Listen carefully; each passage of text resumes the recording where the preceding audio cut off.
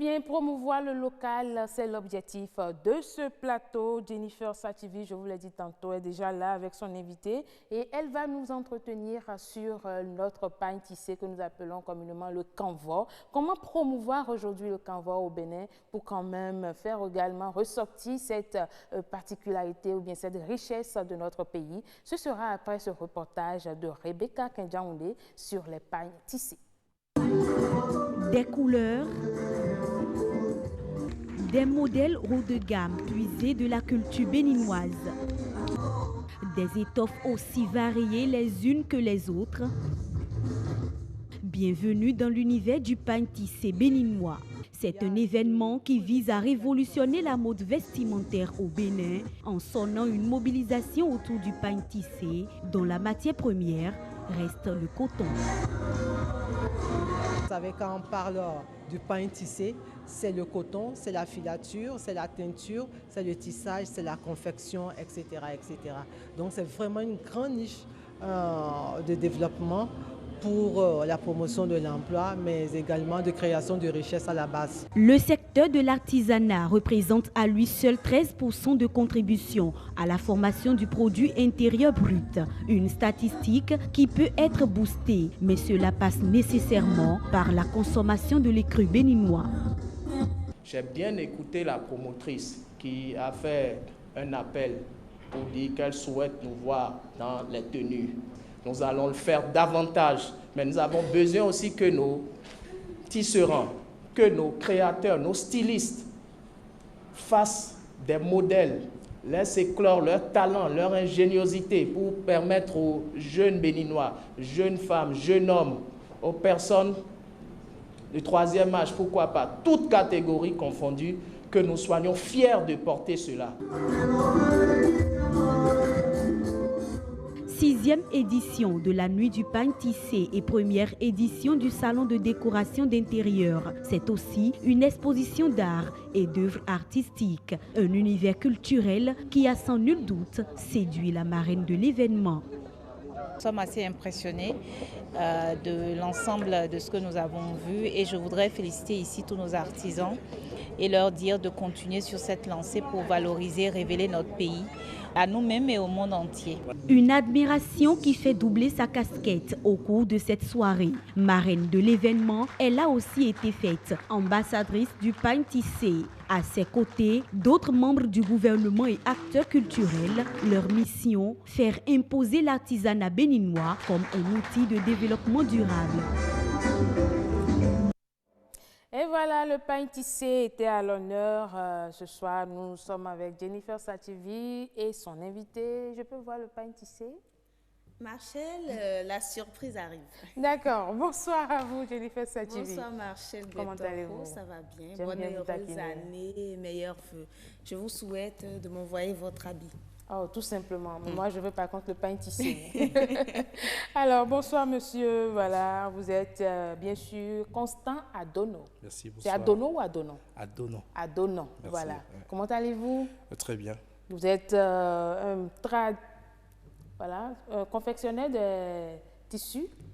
Un tisserand à la base. Un tisserand, tout simplement. OK. Merci beaucoup à vous. Merci d'être sur ce plateau, Jennifer Sativi. Voilà, nous avions commencé à parler de votre habit qui est très beau.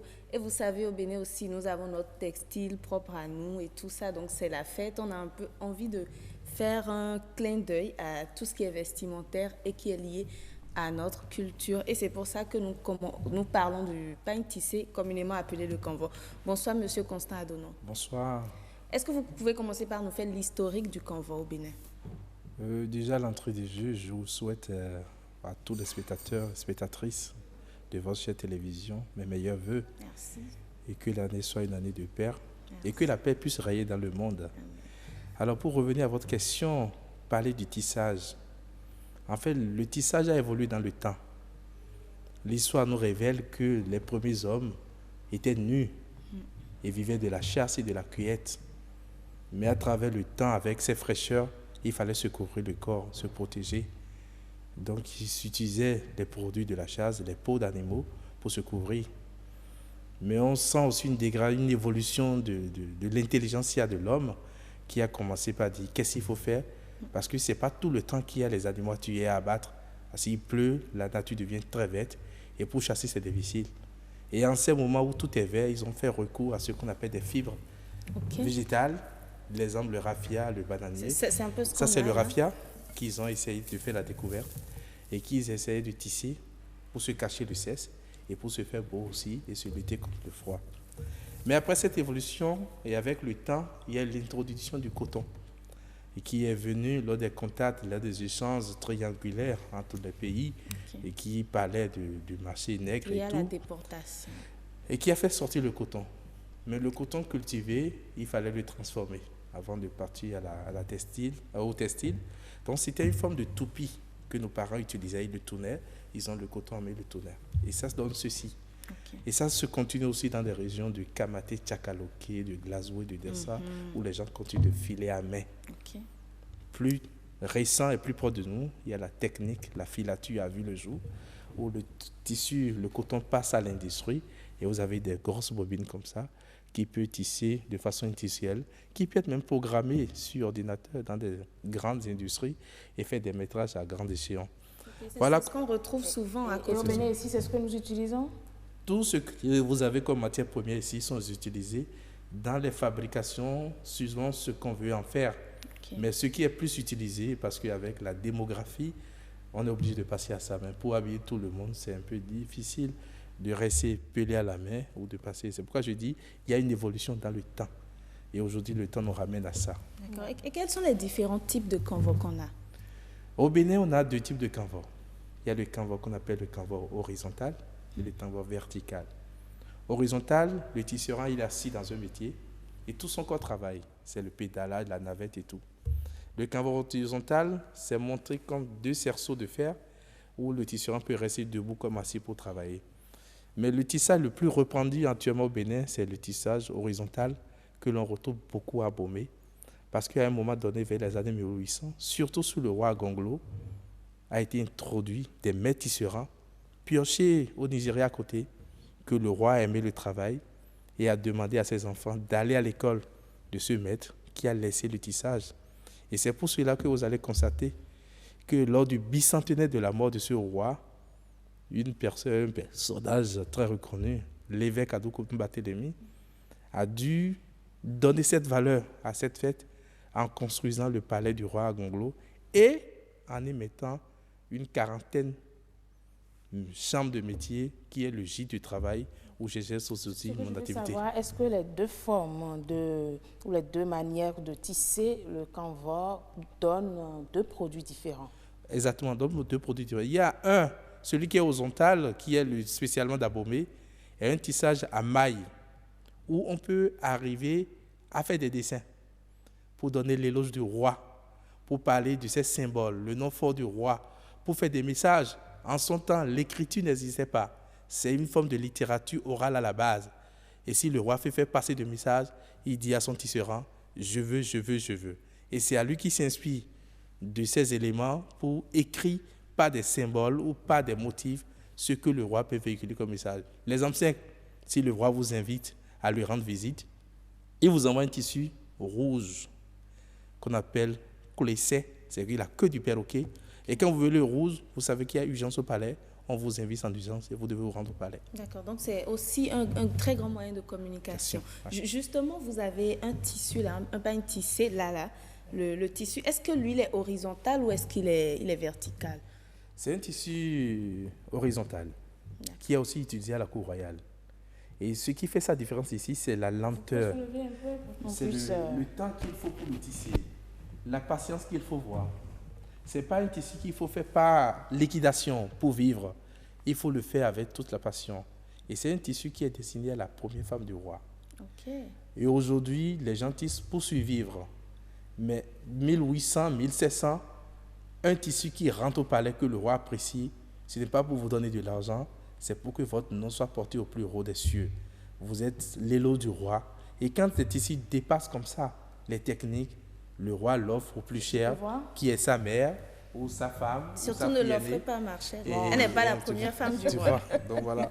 Donc, c'est un tissage très, très difficile. Voilà. Et voilà. D'accord, donc on sent nettement une différence entre ce que vous avez porté et ceci. Je suis tentée de vous demander, est-ce que ça ne varie pas en fonction des régions aussi? Parce que tout à l'heure, vous avez parlé de Dassa, il y a le nord du Bénin, donc tout ça, est-ce que c'est lié aux régions, ce que vous avez porté? Oui, en fait, le tissage au Bénin est centré par zonage. Quand vous prenez le sud du Bénin, vous avez la partie Abomey, qui est centrée tout ce qui est dynastie royale, conservation de la dynastie, qui est liée au roi. Quand vous allez de la région de Porte-Nouveau, vous avez ceux qui sont les plus excellents du tissage de raffia. Et quand vous montez un peu vers le nord, vous avez ce qu'on appelle le botoï, qui n'est fait avec cette matière première, qui est des tissages très, très épais.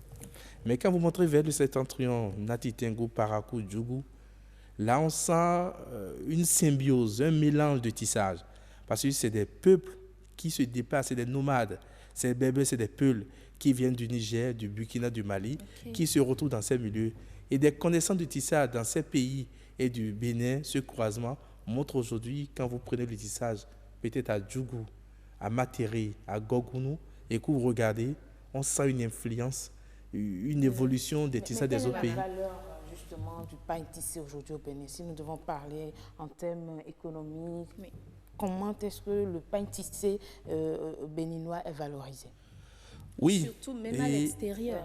Je vais vous dire, nul n'est prophète chez soi. Nul n'est prophète chez soi. Quand on prépare, on ne le consomme pas. Et c'est ça qui est un peu difficile. Mais il y en a qui consomment. Mais ils sont très peu. Ils sont très peu. On devait se poser la question, pourquoi on ne consomme pas?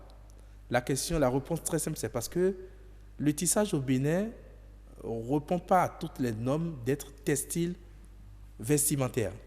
Parce que les bobines, les mailles sont très grosses. Et ça ne permet pas de faire des tissus très fins.